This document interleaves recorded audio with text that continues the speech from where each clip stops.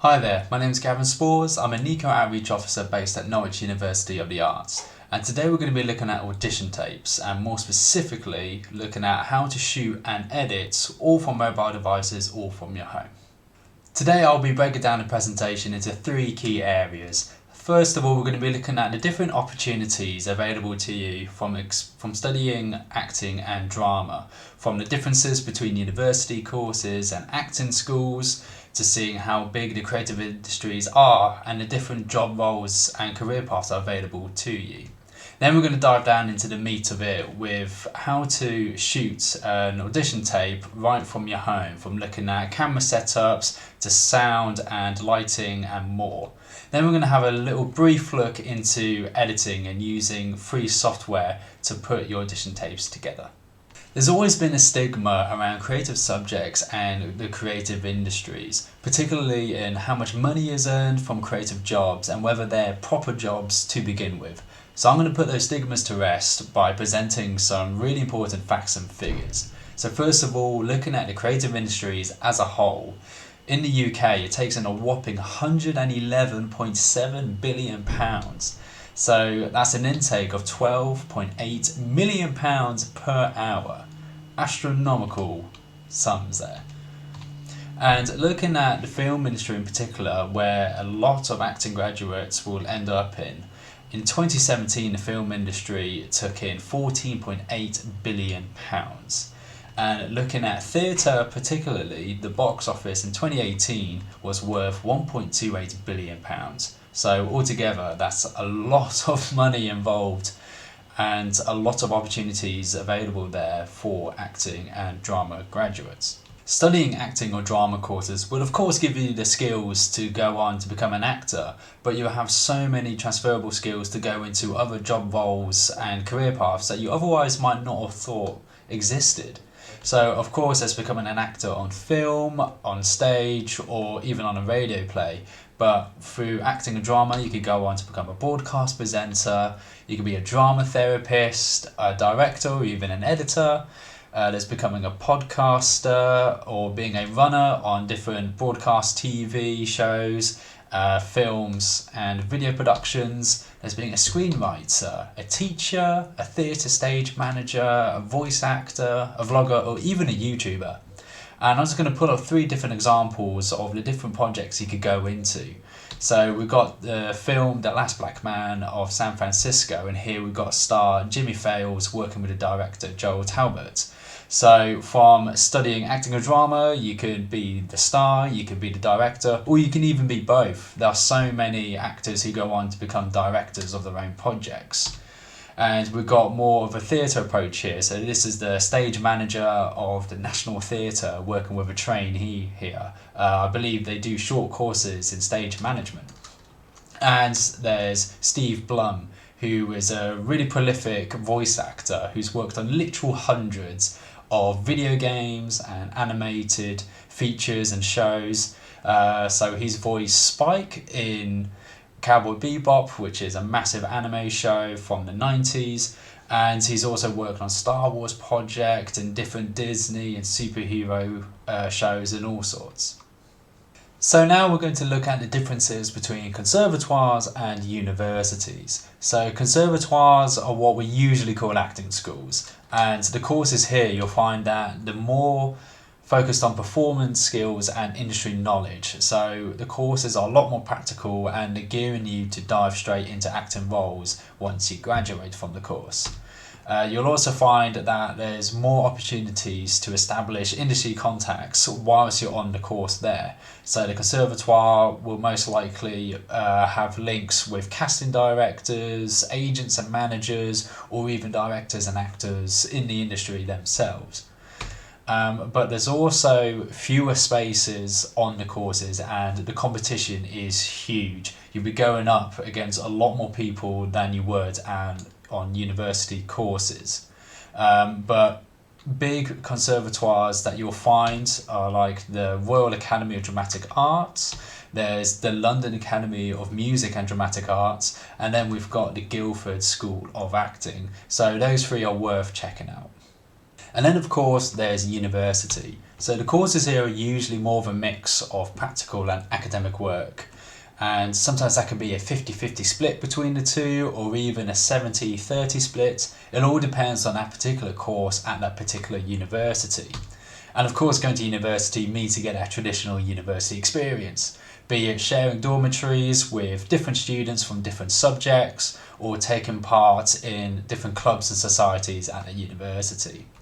But in general, studying at university means you get more varied topics within the course, and it means there's more room for exploration. So compared to conservatoire, where it's completely about acting, here you'll be taking part in different subjects, so you'll have different skills to go into different job roles and career paths outside of acting, like the ones we discussed in the previous slides.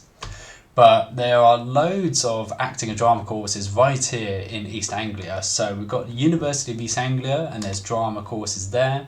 You have a new BA acting course at Norwich University of the Arts, and there's a pretty big drama course at Anglia Ruskin University.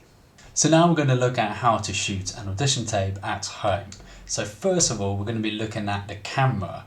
So you can pretty much use any recording device as long as it records in high definition or 1080p for those who are a little bit more tech savvy. And that's just to make sure that the conservatoire or the university can clearly see you and your performance. Now, devices can be a DSLR camera if you've got something that big, or I imagine most people are going to end up using their mobile phones or even a webcam that's either attached or built into your laptop or computer. All those are absolutely fine. Like I said, as long as the image is clear for the people to see your performance. Now, you need that shot to be steady. You don't want someone standing there trying to steady their phone or their camera to try and shoot yourself. So using a tripod will obviously be the best option. Now, you can get them for a pretty cheap price on Amazon or on some other online retailer, but you can get pretty creative with it and make it more cost effective. So like this image here, you can use a paper cut and cut little slits into it and just pop your phone in or your recording device, and there you got a steady little tripod. But a way that I've done it before is using stacks of books and just placing your device on top of that, so you get the height to be able to shoot yourself that way, and then just use some kind of sturdy object to back the device so it doesn't fall over. So play around, get creative with it, and I'm sure you'll find a good way to keep your shot steady. Now, thinking about framing the shots, so you want to be pretty much dead on with the camera that you're using, and with your eye on you want to look not directly into the lens like I'm doing now, but just a little bit over the top, so they're still getting a full good view of your face, but you're not creeping them out and staring right into the lens there. And make sure it's a mid shot when you're framing it. So within the frame of the camera, you want to have it from the top of your head to down to where your waist is, so it doesn't just capture your facial performance, you're getting your body performance as well. So next we're going to look at lighting, which is a really important aspect, but one that not a lot of people tend to think about. You want to be in as bright a space as possible. Now, a lot of people go and purchase lighting gear, but that can be really expensive, and it also takes time to be able to set it up and get used to them and learn how to properly utilize lighting kit. But there are a lot of roundabout ways you can go about achieving good lighting space. So you can either make sure you're in a really well lit room, or you can try to use natural light when you can. If you've got some windows that pours in some good light, you can use that, but just be careful when you're using natural light in case clouds come over and block the light coming in, or if the weather suddenly changes. And you'll see in your audition tape of the varying light that you will have. So just be a little careful when you're using natural light like that. Or what you can do is use what you've got around the house. If you've got a lamp or different sort of portable lights available, you can bring them closer and light the sides of your face. or you can even use the torch on your mobile phone or other torches that you may have. So again, much like the tripods with the camera, you can really get creative and set up some really good lighting just from what you've got at home. And an extra little tip is make sure you don't perform with a window behind you, because if you've got lots of light coming in from behind you, the front of your face will completely darken and you'll just look like a silhouette within the frame, which we don't want. We want to be able to see you in lots of light so they can see your performance. So now we're going to look at sound. So the first thing you want to do is check out the room or the space that you're performing in.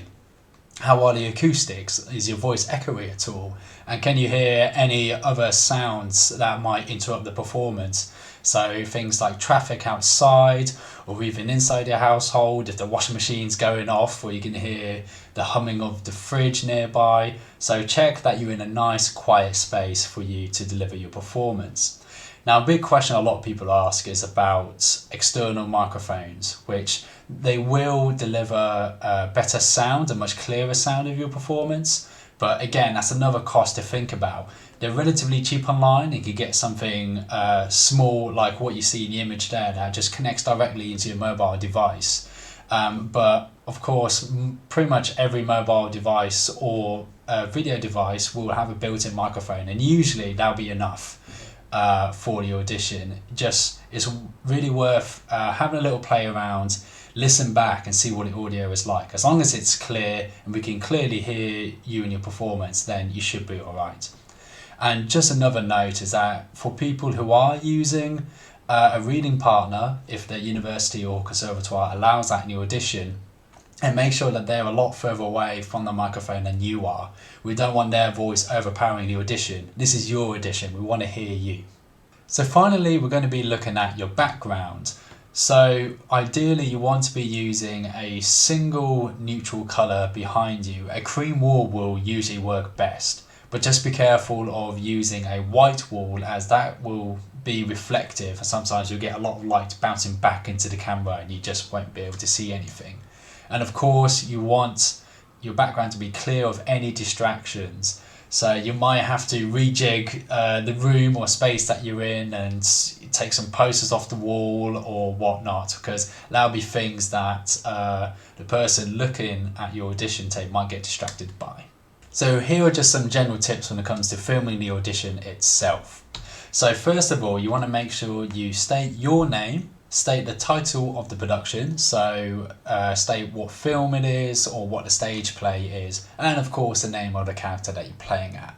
And when it comes to this whole process of filming your audition, make sure you test around different ideas. So instead of just performing the audition in one way, play around, maybe try and perform in different ways that might be a little bit out of your comfort zone.